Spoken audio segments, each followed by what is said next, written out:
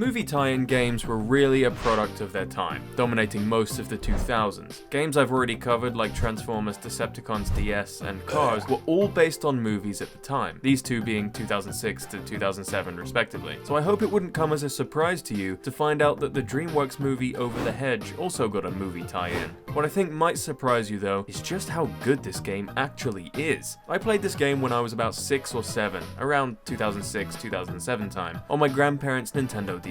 Yeah, that's right, my grandparents had a Nintendo DS console, like the really slick one with the matte black and glossy red combo too. For some reason, they owned this game and I played it endlessly. I loved playing it so much that I never actually got past the first set of houses, or levels, whatever you want to call them. It was one of those games that I just liked exploring in, and for good reason too. The game has so much to offer in terms of a DS open world, similarly to Transformers 2007 DS, where you can explore and interact with the environment and the characters inhabiting it. It was so much fun running around and stealing food from the houses, which is basically all you do in this game, by the way. You spend the game playing as 3 characters, RJ, Hammy, and Vern.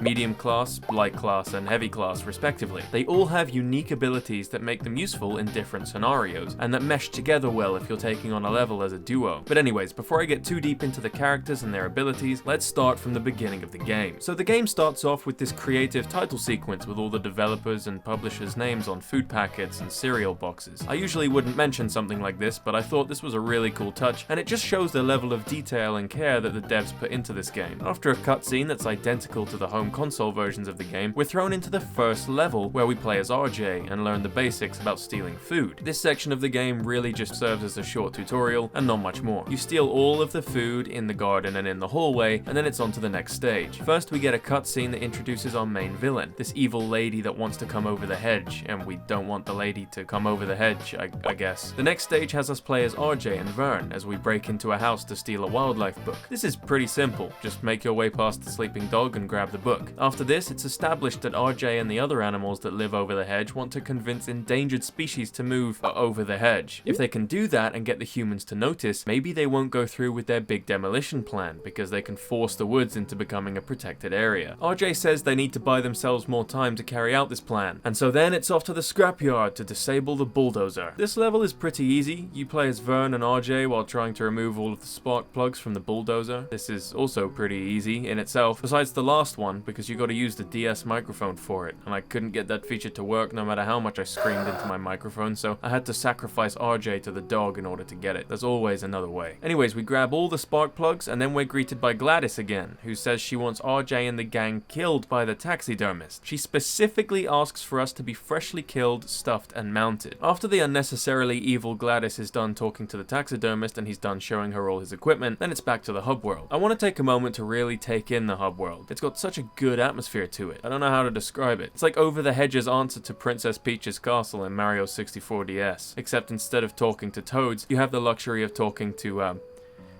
Vern and this guy and Steve Carell. The hub world is a really nice touch though. It makes the game feel more free-flowing as opposed to just a mission menu, and I love when games have hub worlds like this. It's one of the things that made the Transformers DS game so good. Being able to free roam like this around a safe house before venturing out into the missions adds so much to the immersion of the game. And I mean, I used to get really immersed in this, playing it under the bed sheets at my grandparents' house when I was 6 years old. This game can be really immersive if you get into it. So we're told that Jack the Black-Footed Ferret, or whatever he's called, whatever his name is, will consider moving over the hedge if we get 5 different items for him: an abacus, a calculator, a scale, a catalogue, and a cowbell. Why do you need all of that? The first set of levels are located on Spruce Street, where there are 5 houses we can choose from to infiltrate and take food from. They all have unique items that we need to collect for Jack Black, and they're all located in different areas in the houses. We'll start off simple and go from house 1 because I don't want to have to play this game backwards. So, now that we've been tasked with reopening Jack's shop, we need to collect the items that have been requested. So let's jump right into house number 1. The first level isn't all that hard. All you need to do is push these stools around in a kitchen to build yourself a bridge to the other side of the countertop. From there, you can grab the scales and make your way back to the hedge with your loot. I took my time exploring the house just for nostalgia's sake though. You can actually spend as long as you like in all of the Spruce levels. You spend all of your time looting the house for food before you complete the objective, or get the task done as quickly as possible. Each house has a different set of obstacles in the house that you're going to want to watch out for though. In the first house alone, there's a guy watching TV in the living room alongside a bunch of of speaker systems that you need to turn off. Otherwise, Vern will start dancing whenever he tries to walk in front of him. Yeah, that's right, the characters will dance in the face of death. There is actually a little bit of strategy to the characters and the way that they dance. Like, the chance of Hammy dancing in front of a speaker is much higher than Vern and RJ. Vern also has a really cool ability, as do the other two characters, but we'll get to those when we get to them. Vern has the ability to retreat inside of his shell, which is a really neat touch. When doing this, he's completely invincible to things like cats, dogs, humans, and so on. They'll walk right by him like he's not even there, which can make for some pretty funny moments during gameplay. Real quick before I stop talking about the first level in the game, I've just done a little bit more research on this game, and I've just found out that there's a hardcore speedrunner for this game that knows all sorts of secrets and tips about saving time on this game. As far as I know, it's only him and one other guy with notable times on the speedrunning leaderboard, so take that however you will. One of the first things that caught my attention was this thing called the cookie jar skip that allows you to clip through one of the walls in the house. I recorded a clip of me attempting this, so I'm gonna slot it in the video here. So this is the cookie jar skip that you can do with Vern. The other characters are too tall for it, as far as I know.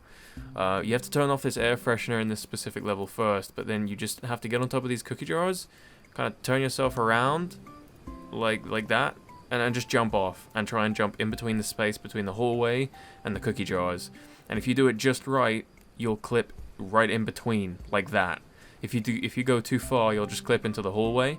But if you do it just right, you clip right there in between the two walls, and there you go. So anyway, speedrun strategies aside, we grab the scales and move on to the second house on the street, where we're tasked with retrieving the catalog. The catalog is really easy to get. It's just sitting in the living room, so as long as you're sneaky, you can just waltz right in and grab it. If you're not going to turn off the speaker system though, make sure you throw it over the speaker's sound waves, otherwise it will be a nightmare trying to get it past them without dancing into oblivion. The third house is a pretty simple one too, with you having to crack a safe outside the house by going inside, finding a stethoscope, coming back outside and opening it. That actually makes it sound really complicated, but I promise it's pretty straightforward. The safe cracking minigame is pretty fun, making you listen for 3 consecutive clicks before opening the safe. So we grab the calculator and it's on to the next mission, where we're going to be stealing the cowbell. I got lost during this mission and ended up accidentally unlocking the fridge and stealing a massive pumpkin pie, or whatever this thing is. It looks really good though, puffy looking pumpkin pie. Looks tasty, dude. Anyways, we throw Vern at a couple of walls to disable all of the air fresheners, and then boom, the cowbell is now our property. I don't know why these houses have so many air fresheners in them. These inhabitants must be fun like crazy in here, dude. So the final stage on Spruce Street has us play as Hammy, whose special ability lets him sprint on all 4s, making him the fastest character by a long shot. He's also the character who can jump the highest, go figure. So we take Steve Carell and use him to get the abacus, but not before getting into an altercation with this woman here. Why is she pacing around her house like that? And how does she not see me chilling on the countertop like this? What are you doing? You got some weird people living in this neighborhood, man. They kept a pumpkin pie locked in a fridge in the last house, so I don't even want to know what kind of stuff this woman keeps locked away. So now we have all of the items from Spruce Street, which is great. But then Vern has to be the bearer of bad news when he tells us that they're planning on fixing that bulldozer we destroyed at the beginning of the video. Well, that's just great, so back to the scrapyard we go to fix this mess. Here we play as RJ and Hammy, where our goal is to navigate around these giant construction workers, spinning razor flamingos, and Cupid statues that fire real arrows at us in order to go break the sprinklers near the bulldozer. Okay, I don't know where you got razor flamingos from, but cool, I guess. The logic behind this is that it'll fry the bulldozer's electronics when we turn on the sprinklers and stop it from working. But my question is, what is this bulldozer made out of? Cardboard? Why can't it get wet? What's up with that? Anyways, it's really not my issue to worry about. I've got far bigger things to worry about. I'm playing as the animals, so I really don't know why I care. So I pick up a toolbox and smash the heck out of these sprinklers before we're greeted with another cutscene. Here, the taxidermist from before has a meetup with what I can only assume is his ex-convict buddy. Did this happen in the movie? I really don't remember this from the movie, but I feel like I should remember this from the movie. This seems like important information that I really should be remembering, but it's been so long since I've seen that movie anyways, so whatever. So the taxidermist meets with his buddy, who talks about an old job that they did together, like it's Michael and Trevor from GTA or something like that, and talks about some kind of heavy artillery. You guys realize that you're fighting against raccoons and tortoises, right? Like, you're not taking on the government, you're taking on a squirrel voiced by Steve Carell that likes to drink soda. I don't think you need rocket launchers to blast him into the next dimension or anything like that. So anyways, next we're trying to convince this endangered bat to move in with us, but they need a laboratory first. A laboratory? Lavatory? Lavatory? No, that's a toilet. I don't know what they need, and I don't know why they need it, but Alright, we'll do it. This bat is super rude too, trying to rush me and whatnot. Go away, go get your own items. So now we're moving on to Maple Road, where our first task is to bring the items that RJ is throwing out of the window back to the starting point. Seems easy enough. Fire up the stage and see how it goes. Sounds cool. Oh yeah, the game forgot to mention that there's also this annoying kid walking around trying to blast you with a Nerf gun. I have so many questions though. Like, how doesn't this child see us? Does he see it and just not care about this whole 11-inch pepperoni pizza that RJ just launched out of his kitchen window like a cannonball? Why is this kid so transfixed on wandering aimlessly around his garden with a Nerf gun? And why is he shooting at tortoises? Who raised this child anyway? What's his deal? It is a pre-programmed AI from a 2006 video game. The character is not programmed like a real human being, and so it will not react to the pizza being thrown from the kitchen window. The character does not understand the concept of pizza, nor does it know anything other than its pre-programmed code. Yeah, look, I know. You're ruining my joke, man. My bad. Okay, so we retrieved the celestial globe. Yippee! I mean, I would have rather had the pepperoni pizza, to be honest, but whatever. I got that too, so I'm gonna munch on that later. Okay, so the next house has you stealing the science kit, and I actually used a speedrun trick that I got from LuckyBoy527 to complete this level. I recorded my first attempt doing it, and got it pretty quickly. In this level, you're greeted with the message, "There is no one home, and no traps are set, so go and get the science kit." And so right off the bat, we're like, okay, sure buddy, nice bait. You're supposed to go and grab it, and then that's when the taxidermist arrives at the house, turning on all of the traps as he roams. You don't actually have to go through with this, however, because I remember doing it as a kid and it being extremely tedious. There's an out-of-bounds clip you can do behind the red couch, and if you throw the science kit into the corner by the doorway before doing the clip, you're able to grab the kit from out of bounds, and just walk it around the edge of the map and back to the starting point. This was a huge time saver. Not that I'm speedrunning this game or anything.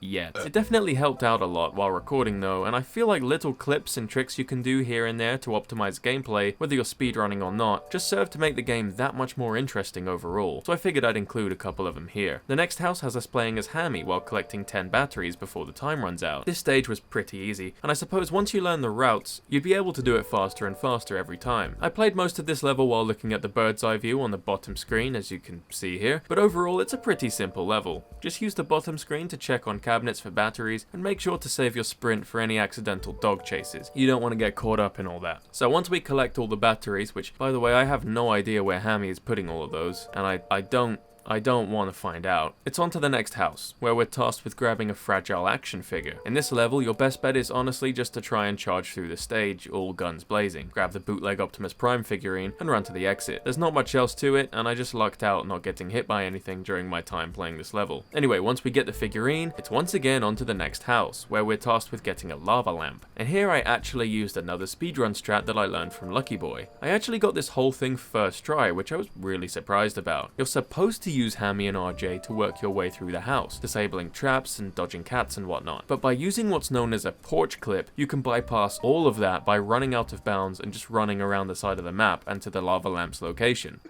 Wait.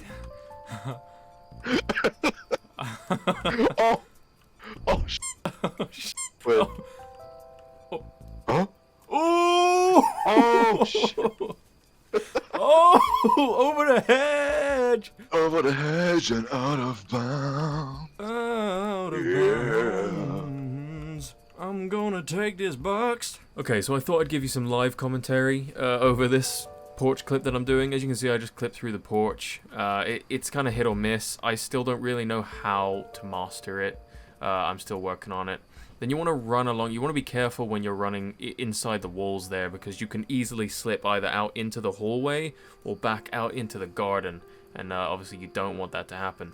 So you want to go around to this room here where the lava lamp is. You want to jump up onto the table, but you don't want to pick it up. All you want to do, if I can get onto the table here, there we go. You want to push it onto the floor. You don't want to actually lift it up yet. You want it to be as close to the wall as possible. I mean, you can pick it up. I don't see why you couldn't pick it up. It's just easier not to pick it up, I guess. And then you kind of want to drop off the back of the table while clinging on to the corner of it that is closest to the wall to the left of RJ when he's facing the table, if that makes any sense. As I'm doing now, I'm trying to grab... I'm kind of clipping through the table. You want to grab that side of the table that I keep jumping at, but you want to grab it as far to the left as possible, because you want him to enter the climbing animation just, yes, there we go, as close to the wall as possible so that when you drop down, you know, outside, like out of bounds. And then if you've pushed the lava lamp off correctly, you should be able to reach from out of bounds into, well, bounds, grab the lava lamp, and then from there carry it all the way back to the start of the level where Hammy is waiting. This was actually pretty easy to pull off, but it is possible to get caught in the lasers when attempting the porch clip. Look out for that, it can be finicky. Once we got the lamp, it was time to call it a day on Maple Road, and we get another Microsoft PowerPoint cutscene of Gladys telling the taxidermist that she's gonna have him and his brother roasting on a spit if they don't find and kill the animals residing over the hedge. We're then greeted by him. Hello. He tells us that he wants to retire here, and we should help him get the items he needs to retire? Why do I have to help you retire? What do I gain from that? Bring your own belongings. But with that being said, I don't think we really have much of a choice, considering in a few hours our home is going to be sent to the Shadow Realm by middle-aged lady and comically incompetent exterminator over here. So now we're on to the final set of houses, where we need to complete numerous tasks in order to get the items for whatever endangered animal has decided to use our home as a stay-away resort. I decided to play these out of order, choosing the 20 light bulb speedrun stage with Hammy before anything else. I figured it made the most sense doing it that way because I knew what I was in for. Save the hardest for last, I guess. This stage is super easy though. Just go and get all 20 light bulbs and call it a day. There's really not much else to it. The next level took me far longer than it needed to. Oh dude, I was so adamant about pulling off a speedrun on this level that it took me like 20 minutes to do the entire thing. This stage has you start as RJ and Vern on the porch, and there's this angry woman with a rake trying to swat you. All you have to do is porch clip through the wall, grab the flashlight, throw it to Vern, and then escape, which is what I did. But this woman made my life a nightmare. Constantly having to wait for her to get out of the way was horrible, combined with the fact that I'm not great at porch clips as it is right now anyways. Dude, what's her problem? What is she raking anyway? The porch? There's no leaves on it. You got a perfectly groomed garden, just leave. Regardless, I did it in the end, and I was able to move on to the next stage. The next level, I was super surprised at how quickly I managed to clear it. I'm actually impressed with myself on this one. This, according to Lucky Boy, was the hardest level in the run by far up until a clip was found in the room adjacent to where you pick up the toolbox, which is what we're trying to get here. This level is pretty similar to one earlier in the game, where everything is deceptively quiet until you pick up the item you need, which is then when the taxidermist arrives at the house, turning on all of the traps around the place. I was trying to clear this level normally for a good 10 minutes until once again I resorted to watching Lucky Boy's run of the game, and I saw that there was a clip you could do right at the start by the hedges that you can use to get out of bounds and behind the house. You use this to clear the dog and cat that are waiting for you on the porch and in the kitchen respectively. Once you're inside, you grab the toolbox and then you make your way to the adjacent room, where you use a similar table clip from earlier in the game to get out of bounds. Snag the toolbox and then complete the level. I managed to pull this all off flawlessly on my first attempt, which took me by surprise, but hey, maybe I'm just a natural at Over the Hedge DS. So the next stage was pretty complicated. In this level, we play as RJ and Vern, and the objective is to get a handsaw and then return it to the beginning of the level, much like any of the other levels in the game. But there's a specific clip that you have to do to get over some lasers with RJ in the kitchen, and you have to use this stool that isn't quite tilted perfectly. It's at a very slight angle, and this allows it to be used for clipping out of bounds, of course. But you have to be pixel perfect with your jump on this, and I mean pixel perfect. Do you have any idea how long it took me to get this clip out of bounds? This whole level drove me insane because for like a good 15 minutes, I couldn't get this clip working at all. And there were thoughts going through my head like, hey Roni, what are you doing? You don't have to speedrun this game, you can just play it normally. It's not like you're specifically reviewing the speedrun strats of this game in this video, you just have to play it normally. But I really wanted to pull off this speedrun clip. I really wanted to show you all the cool ways you can break Over the Hedge DS and bend it to your will. So I thought it would be cool to do, and when I finally got it, I was overwhelmed. You could say I was over the hedge.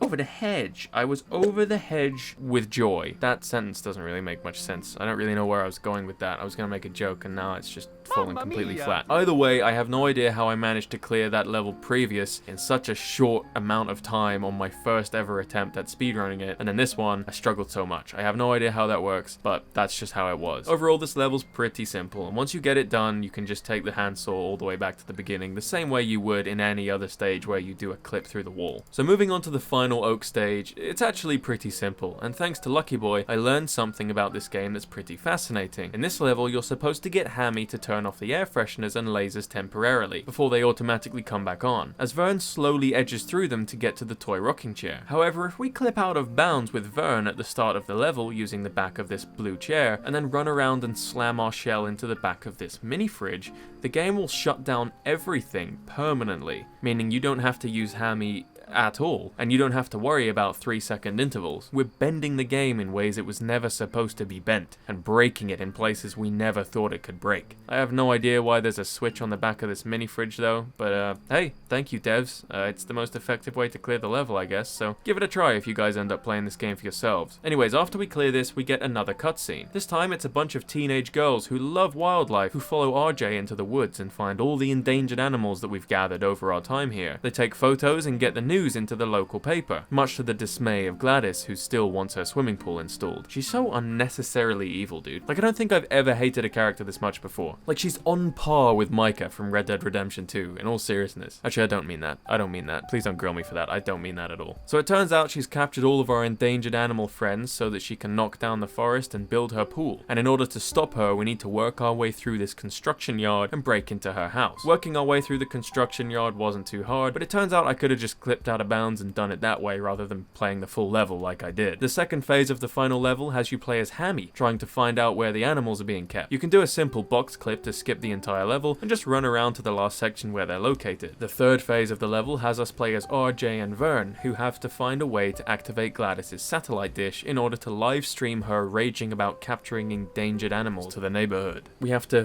force Gladys to become a Twitch streamer and rage to the entire neighborhood. What a great mission objective. So we're going to incriminate her. I like it. I like it a lot. Let's do this. Once we do this by slamming Vern into the satellite box, not sure how that really works by the way, you switch back to Hammy for the final boss fight. In this phase, you have to lure Gladys through all 3 security cameras to get enough footage of her screaming about knocking down the forest to build her pool, while also dodging the taxidermist. Okay, so once again, I'm going to do some live commentary for this just to walk you through how I did it. I climbed to the top of this cabinet thing and I grabbed this phone card, and then you phone Gladys just to, I think it activates her, like it makes her aware of your presence, so she'll just walk in front of the first camera without you having to do anything.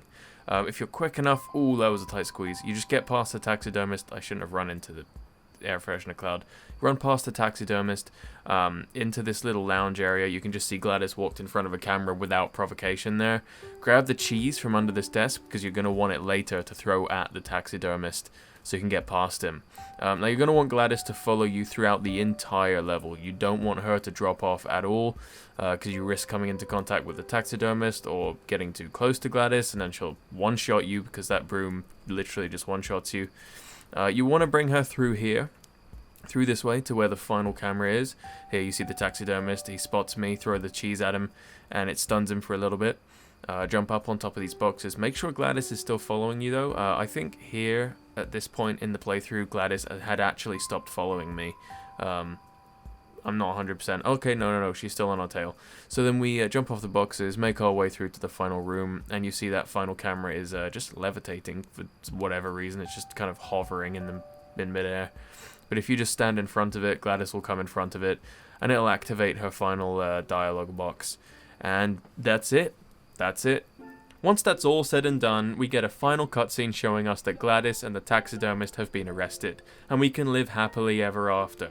The game now allows us to free roam wherever we like, foraging food from all over the neighborhood, from all 3 streets. That's all I used to do as a kid, and I never actually beat the full game until now, so it's pretty crazy to say I've finally done it after all these years. All 17 years. You can also buy items from the ferret shop, such as cheese and an air horn, items you can use to help you while foraging. There's also multiplayer, but my game crashed trying to load it up, so I guess we're locked out of that. Regardless, I've had a blast playing through this, and it's pretty nuts to think that a game like this was made for for a handheld console in 2006. This, alongside Transformers Decepticons, and you'd be spoiled for open world games on the DS. You only needed Mario 64, Super Mario Bros, Mario Kart, and the 2 games I just mentioned. What a banger of a library and so few cartridges. But anyways, that is the end of the video. I've covered everything there is to cover in Over the Hedge DS. There's a shop, there's a free roam, there's a multiplayer if you can get that working. It's got a great story too. It's a great game. If you don't have it and you haven't played it, I would highly recommend you play it. If there's any other DS games you guys want me to cover, make sure to drop them in the comments. I'm open to any and all suggestions. But anyways, like I said, that's the end of today's video. So I hope you guys are having a wonderful morning, evening, afternoon, wherever it is you might be in the world, and I will see you all in the next one.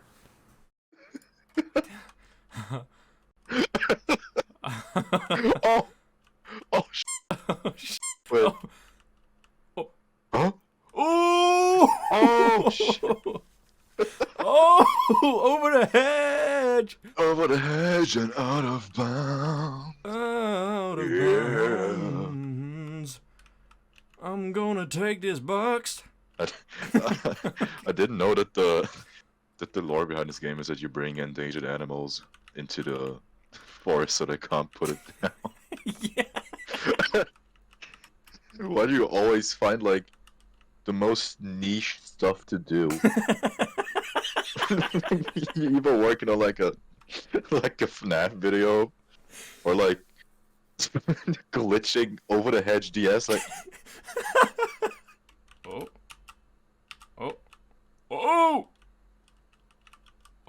Oh. This isn't like the actual level, but like if we can do this, we can do the actual level. What the fuck? You look so buff all of a sudden. It's like a bodybuilder put on that oil for like a show. Mr. Olympia. Mr. Olympia, honey. Why you look so scrungly?